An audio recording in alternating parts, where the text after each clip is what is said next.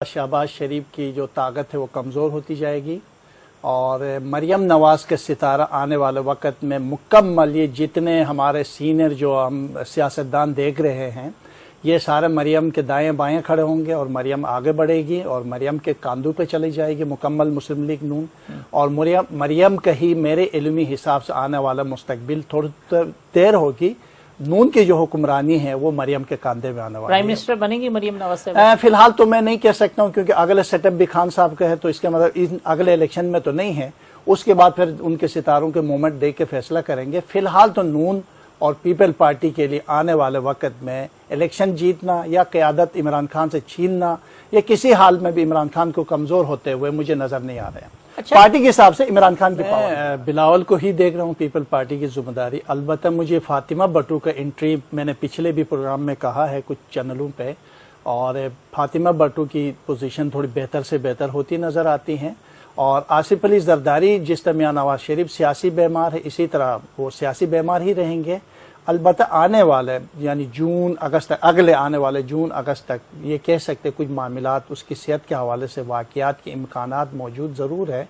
अलबत्ता मौजूदा जो बीमारी उसके सामने आएगी वो सियासी बीमारी होगी।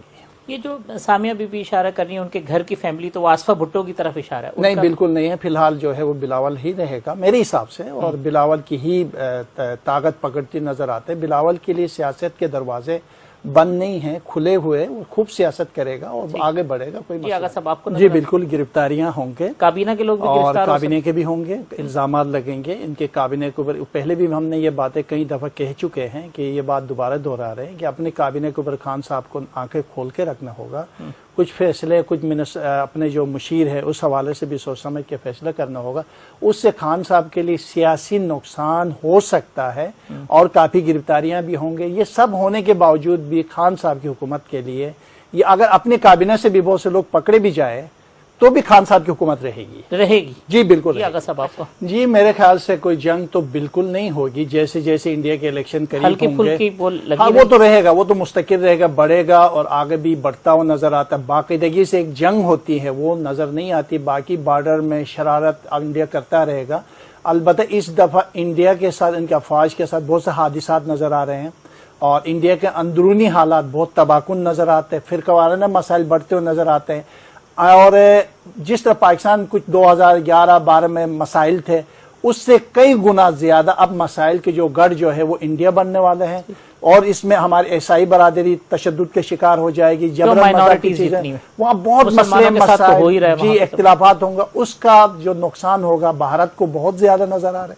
और हमारे तरफ कोई नुकसान कोई मसले इल्मी रहा, ये नहीं कि मैं पाकिस्तानी हूँ के इंडिया के लिए ये आने वाले 3-4 साल तबाही और बर्बादी के साथ। अलबत्ता 2024 से थोड़े से बॉर्डर और हालात बहुत ज्यादा खराब होते नजर आते हैं। उससे पहले इंडिया शरारतें बहुत करेगी। मैं तो बल्कि दुनिया बेहतर देख रहा हूँ, खूबसूरत देख रहा हूँ, अमन से देख रहा हूँ, आगे शांति देख रहा हूँ। आलमी जंगे कम होती हुई नजर आता है मेरे हिसाब से, कोई वाकया नजर नहीं आता।